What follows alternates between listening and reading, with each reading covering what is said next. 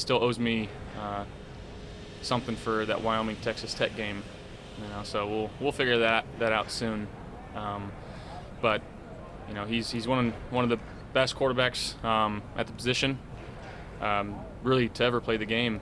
Already at such a young age for him, and he's already accomplished so much in his career, and can't help but respect a guy like that. And he's an even better person off the field. I know you're not facing him, obviously. You're on the sideline and probably worrying about their defense when he's out doing his thing. But is there something inside of you, Josh, that intrinsically you kind of get motivated when you know that he's the guy on the other side leading their offense for games like this? Is there something inside of you that just sparks something in you? Well, I mean, I wouldn't say that it's just because we're playing him or them. You should have that feeling every time you step on the field that you're going out to prove yourself every time you step on that field, and every time you're in between those white lines that you've got something to prove. So that's no different this week. How'd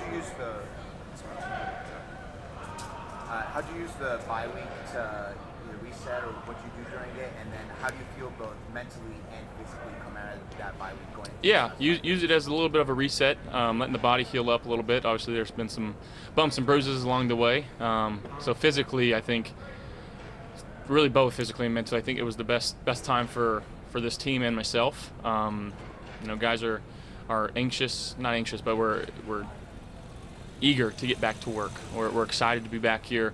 We understand what's in front of us and what situation we're in, but we got a lot of guys in this locker room that are very excited to be back and have a very, very good feel in this locker room right now for what we need to do. How do you approach that, knowing what's ahead of you and getting to that point of trying to make the playoffs in the situation you're in? Yeah, I mean, you take it one game at a time, but you rely on the leaders on this team. You rely on Micah Hyde and Jordan Poyer. You rely on Mitch Morse and Stephon Diggs and guys that have been in these situations before. And it's nothing that's super new to us. Obviously, we don't want to be in situations like this all the time, but we feel like we've been in this situation before, and that's produced a lot of our best football. So, we still got a lot of games left, a lot of time left, but it starts on Sunday.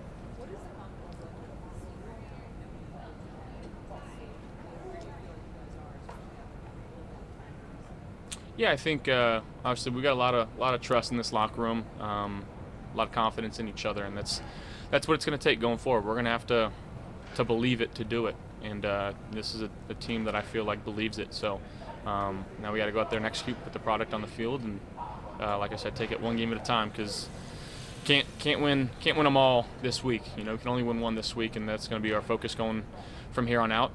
It's essentially playoff time for us. We understand that, so we got to play our best ball. Yeah, obviously we don't know all the details, and it being a legal dispute, there's not much say that we have in it or anything in that case. All we can do is support our teammate and be there for him as much as we can.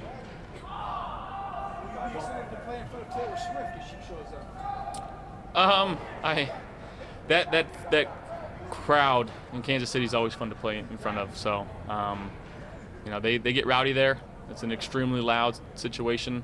So excited to play in front of those fans. I think obviously we've been able to have a few good games there and a few not so good games, but those fans are as excited and as loud as they come.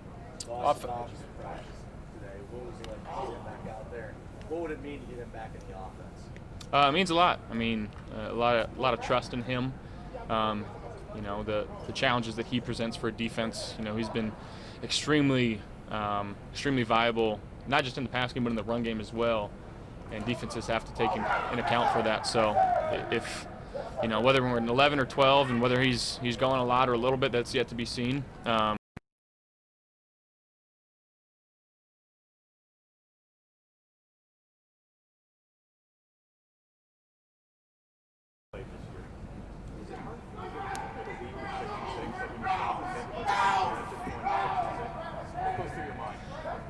Well, no, I wouldn't say it's hard to believe, and it's hard to win this league. That's one thing I do know, and I haven't played that long in this league, but I feel like I have a good grasp of it's hard to consistently win this league, and if you're not on your A game any given week, you can be beat or you can win. So, we gotta we got to take it one game at a time and just continue to keep pushing, keep fighting for each other, and that's what we're going to do. The Chiefs have a lot of the same personnel on defense, but their production's been a lot better this year. They're really good defense. What have you seen?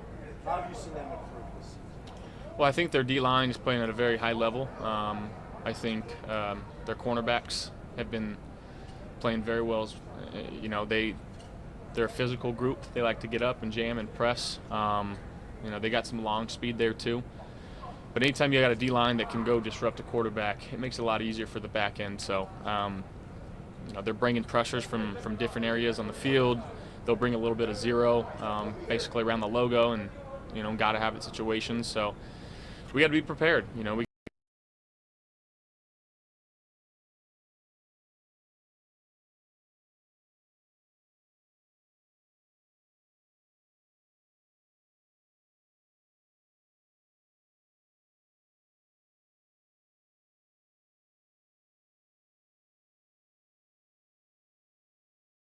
yeah, I mean, that's how you have to look at it.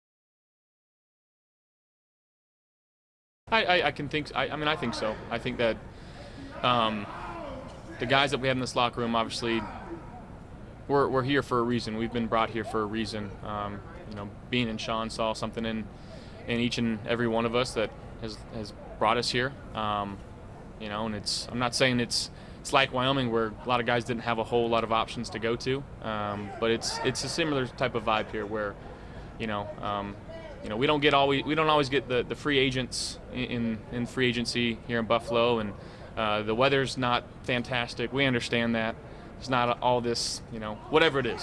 So yeah, we can embody that type of mentality, and I think that's something we've done in the past, and you know, maybe that's what we need. Big guys.